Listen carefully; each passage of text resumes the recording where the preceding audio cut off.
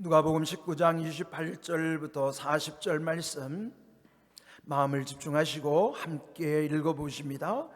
예수께서 이 말씀을 하시고 예루살렘을 향하여 앞서서 가시더라.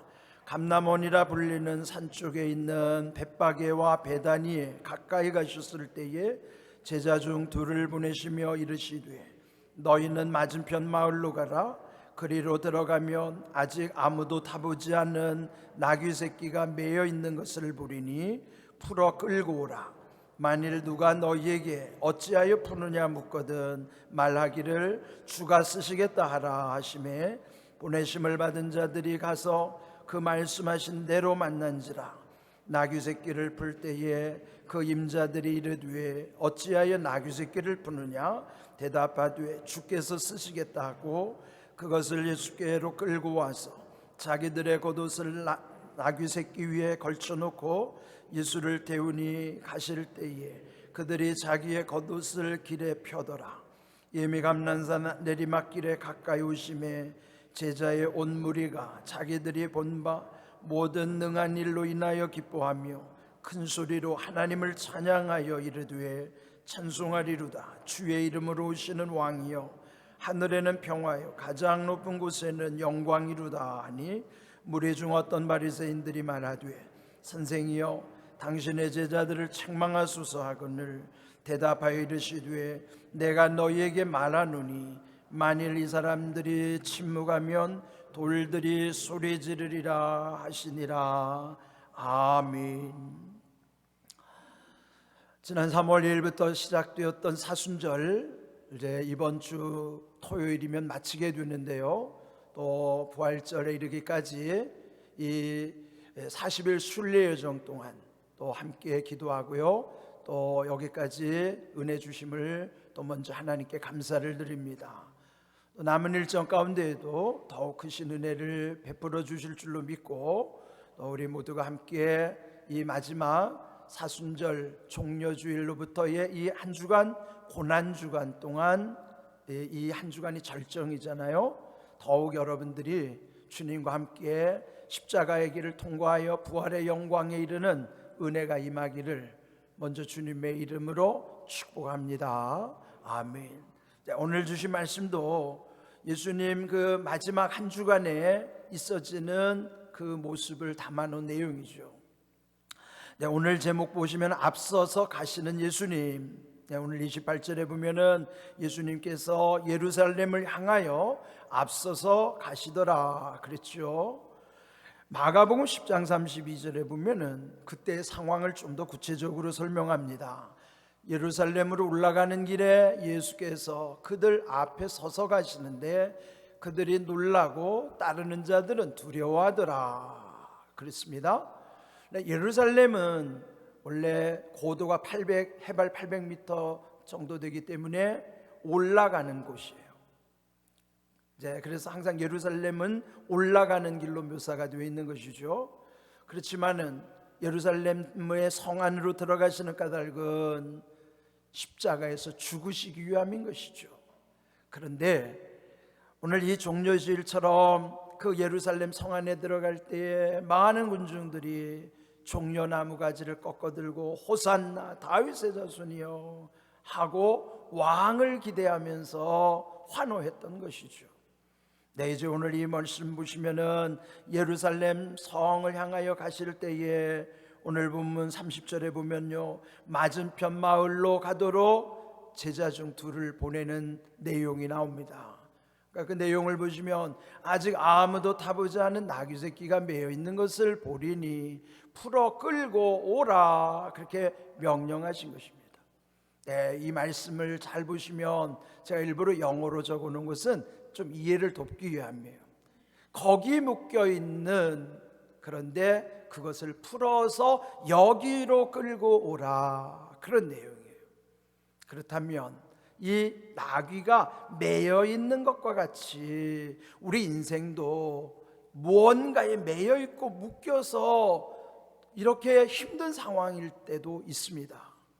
예수님이 그 제자들을 보내서 그 나귀 새끼를 풀어서 끌어 예수님께로 오도록 한 것처럼 우리 인생에 묶여 있고 매여 있고 눌려 있고 갇혀 있는 모든 이 억압된 상황을 궁극적으로 풀으실 수 있는 분은 예수님밖에 없습니다. 예수님이 풀어주시고 예수님께로 또 예수님과 동행하도록 우리를 부르시는 까닭인 것이죠. 이 예수님이 그 제자들을 보낼 때에 일어날 일에 대해서 이미 다 구체적으로 말씀하시는 거예요. 아직 일어나지 않은 일을 미리 말씀해 주시는 것은 오늘 제목처럼 예수님은 앞서서 가시는 예수님이기 때문이에요. 앞서서 가신다는 것이 어떤 장소, 공간에서 좀 더 앞서 가시는 것, 그런 의미도 있지만은 영적인 의미로서는 시대를 앞서 가시고 앞으로 일어날 미래의 일을 앞서 가신다는 의미도 있는 것이에요. 그렇기 때문에 그 제자들을 보내시면서도 거기에 가면 이러이러한 일이 있을 거다라고 미리 말씀해 주시는 거예요. 미리 보시고 미리 앞서 가시기 때문인 것이죠. 그런데 그때 그 나귀를 풀으면 누군가가 어찌하여 푸느냐고 물을 것이다. 그때 답하기를 주님이 쓰시겠다고 하라, 그렇게 명하신 것이죠. 그리고 또 그 말씀을 의지하여 또 직접 가서 오늘 34절에 보면요, 보내심을 받은 자들이 가서 그 말씀하신 대로 대답하였다 하는 것이죠. 이 말씀도 상징적 의미로 중요해요. 보내심을 받은 자들을 일컬어 사명자라 하는 것이죠. 옛적에 국민학교 시절에 교육을 받으신 어르신들은 그때 학교에서 딸딸해야 했던 것이 국민교육원장이에요. 그리고 국민교육원장 처음 시작이 우리는 민족 중흥의 사명을 띠고 이 땅에 태어났다. 그때는 어린 마음인데도 엄청 뿌듯했어요. 야, 내가 민족 중흥의 사명을 띠고 이 땅에 태어났다니. 근데 나중에 알고 보니까 물론 지금은 그 표현이 사라졌지만은 그 문장을 만든 사람들이 이런 기독교적 마인드를 가진 사람이었다는 걸 알게 됐어요. 그렇습니다. 우리가 이 땅에 태어난 것이 하나님의 나라로 보면은 보냄을 받은 자들이에요. 그러므로 누구든지 다 우리는 보냄받은 자, 사명자인 것이죠. 오늘 여기 성경에서 왜 굳이 그 제자 중 둘을 보내신다고 표현했으면서도 또 다시 32절에 그들을 일컬어서 보내심을 받은 자라고 하셨을까? 그 말씀 속에는 우리도 이 땅에 그냥 태어난 존재가 아니라 보냄을 받은 자들, 즉 사명을 띠고 이 땅에 태어났다는 것을 말씀 속에서 깨우쳐 주시는 거예요. 그러면 보냄받은 자가 여기서 기록된 대로 말씀하신 대로 대답한 것처럼 우리 이 땅에 살 때 하나님 나라의 사명을 위해서 중요한 것은 말씀대로 살아가는 거예요. 말씀대로. 오늘 이 말씀 속에서 예수님이 말씀하신 대로 그 길을 따라가며 순종하는 그 제자들 모습이 오늘 주님을 따르는 우리의 모습이어야만 한다 하는 것이죠. 그리고 나서 그 명령에 순종하여 마침내 35절 36절에 보시면 예수님께로 그 나귀를 끌고 왔습니다. 또 자기들의 겉옷을 나귀 새끼 위에 걸쳐놓고 예수를 태우니 가실 때 그들이 자기의 겉옷을 길에 펴더라 그랬습니다. 매였던 나귀가 풀렸지요. 주님과 동행하면서 이런 영광을 경험하게 하시는 거예요. 묶였던 우리 인생도 주님이 그 매였던 것으로부터 풀어주시면 그때부터는 예수님과 동행하는 삶입니다. 그럴 때 예수님을 태웠던 나귀처럼 우리도 예수님과 늘 동행하면 이 나귀 새끼의 등에다가 겉옷을 걸치고 그 가는 길에 겉옷을 쭉 펼쳐놓는 것처럼, 그러니까 오늘날로 말하면 카펫을 쫙 깔아주는 영광을 의미하는 거예요. 이 말씀 속에는 묶인 것으로부터 자유한 우리들이 예수님과 동행할 때부터 나타나는 은혜를 표현해 주시는 거예요. 주님과 함께하는 곳에는 이와 같은 은혜와 영광을 경험하게 하시는 것이고요, 우리 인생 살아가면서 늘 주님 함께 하시면 이와 같은 은혜를 늘 누리는 삶이라는 것을 또한 우리도 기억하면서 살아가는 것이죠. 자, 오늘 주신 말씀에 또한 중요한 것은요, 37절의 말씀입니다. 내리막길에 가까이 오심에라고 하는 표현입니다. 네, 처음에 말씀드린 대로 예루살렘이라고 하는 곳은 올라가는 길이라고 말씀드렸어요. 근데 올라가는 거 예루살렘 성 안으로 가는 길인데 그 과정 중에는 내리막길이 있었던 것이죠. 여러분, 내리막길이라는 것이 물론 길이 내리막길일 때는 걷기에는 편합니다.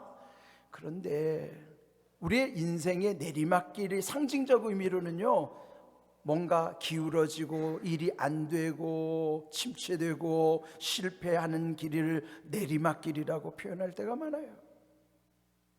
그런데 중요한 것은 그 내리막길이 결국은 최후 목적지는 예루살렘이라고 하는 올라가는 길이라는 것을 또한 기억해야만 하는 것입니다.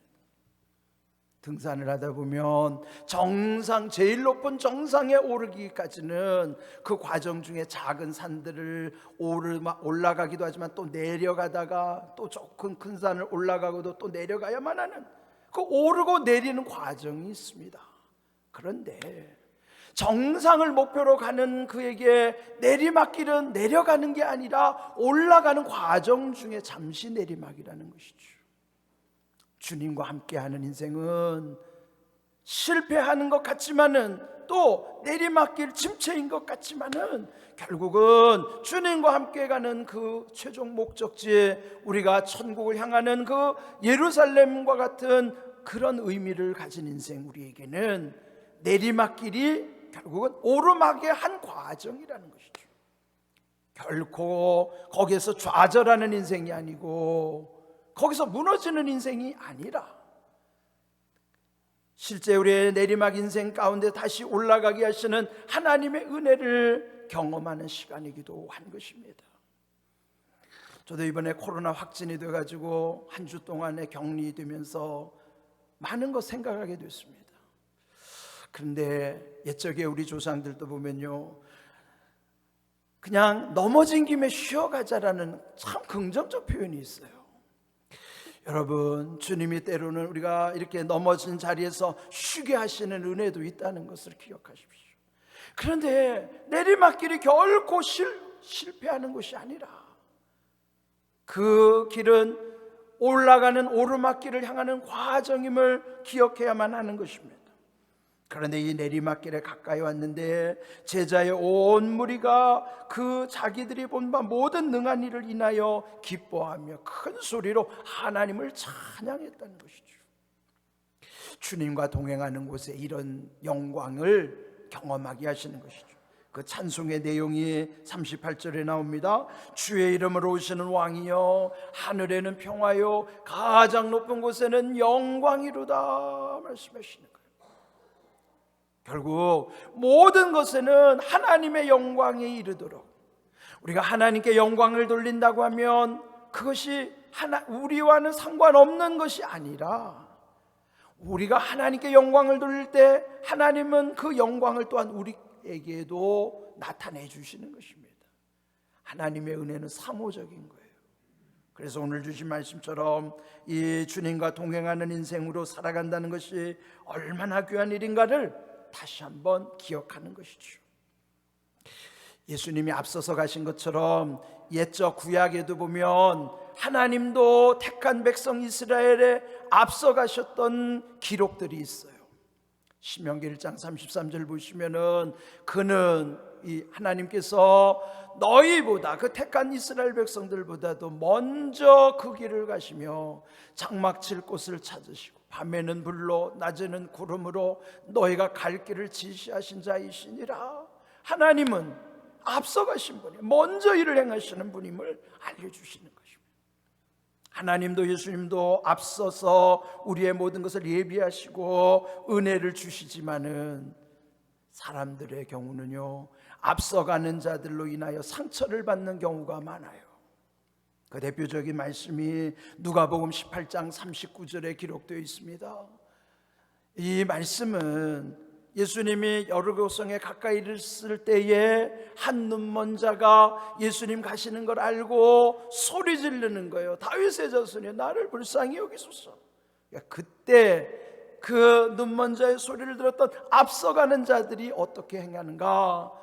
오늘 이 말씀 보시면 앞서가는 자들이 그를 꾸짖어 잠잠하라되 그가 더욱 크게 소리질러 다윗의 자손이여 나를 불쌍히 여기소서 하는지라. 이 맹인의 믿음이 대단한 것이죠. 그러나 그 현상으로만 보면은 이건 엄청난 상처가 되는 상황이에요. 좀 이는 앞을 볼 수 없는 상황인데 그를 꾸짖음하고 그를 책망하는 사람들은 누굽니까? 앞서가는 이들은 다 눈을 뜬 사람들이에요. 앞서가는 사람들이 때로는 우리 가운데 보면 가난한 자들에게 앞서가는 자는 부자들이에요. 못 배운 사람들에게 앞서가는 자는 많이 배운 사람들이에요. 근데 우리의 삶에서 보면은 나보다 잘난 앞서가는 사람들에 의해서 기가 죽을 때도 있고요, 그들로 인하여 이런 모멸감을 느낄 때도 적지 않습니다. 사람들은요, 앞서가는 사람들에 의해서 상처받을 경우가 참 많아요.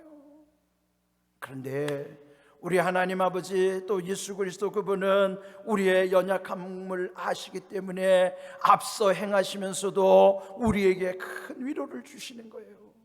또 이렇게 매여있는 나귀를 풀어주시는 것처럼 오늘도 매여있는 우리의 인생, 묶여있는 것, 갇혀있는 것, 막혀있는 것, 이런 모든 상한 심령들을 풀어주시는 거예요. 그리고 주님과 함께하게 하시고 그 길 속에 은혜와 영광을 더해 주심을 우리에게 말씀해 주시는 내용이죠. 우리 주변에 이런 상처받는 것은 예수님의 앞서가시는 예수님과 함께 할 때만이 회복의 은혜를 경험할 수 있는 것입니다. 그러므로 이 앞서가신 예수님이 오늘 우리를 부르시는 말씀, 여러분 잘 아시는 마태복음 11장 28절 수고하고 무거운 짐진 자들아 다 내게로 오라 내가 너희를 쉬게 하리라. 그렇게 우리에게 쉼을 약속하신 주님이 어떤 분일까요? 나는 마음이 온유하고 겸손하니 나의 멍에를 메고 내게 배우라. 그리하면 너희 마음이 쉼을 얻으리니 이는 내 멍에는 쉽고 내 짐은 가벼움이라. 여러분 마음의 쉼은 어디로부터 얻을 수 있는가 하면은 마음이 회복이 되려면은 그 마음 안에 온유와 겸손이 회복돼야 되는 거예요. 그 온유와 겸손을 회복시켜 주실 분은 온유와 겸손의 원조이신 예수님이 하셔야 되는 거예요. 그래서 초청하시는 거예요. 내게로 오라. 그러면서도 나는 마음이 온유하고 겸손하기 때문에 와서 배워라. 그럴 때 우리의 마음의 쉼을 얻게 하시고 그 주님의 멍에, 그 멍에는 이미 십자가 멍에 속에 모든 우리의 매이고 묶여있는 거 다 풀어주시게 돼 있어요. 그래서 우리의 이 작은 십자가 지고 주님 십자가 안으로 들어가면은 모든 것이 문제가 없는 거예요. 주님의 큰 십자가 속에 나의 조그마한 십자가의 문제들이 다 풀려지게 하시는. 그래서 내 멍에는 쉽다는 게 뭐예요? 예수님 십자가 안에 들어가면은 나의 멍에 그 모든 것은 쉽고 가벼울 수밖에 없는 것이에요. 오늘 이 주신 말씀 속에서 앞서가시는 예수님을 따르는 우리에게 주시는 말씀을 기억하십시오. 여전히 우리도 또 우리 주변에도요 묶여있는 것들, 매여있는 것으로부터 풀려야만 하는 많은 인생들이 있습니다. 이 문제는 오직 예수님만이 하실 수 있는 것이에요. 앞서서 가시는 예수님, 그분이 우리의 모든 것을 풀어주실 뿐만 아니라 그 주님과 동행할 때에 우리에게 은혜와 영광을 더해 주신다는 사실을 기억하십시오. 때때로 내리막길을 갈지라도 결국은 그것은 오르막길이라는 사실을 기억하십시오. 오늘 주신 귀한 말씀을 인하여 주님으로 인하여 회복되는 인생뿐만 아니라 회복과 치유와 부흥의 은혜를 경험하는 삶이 되기를 주님의 이름으로 축복합니다. 아멘.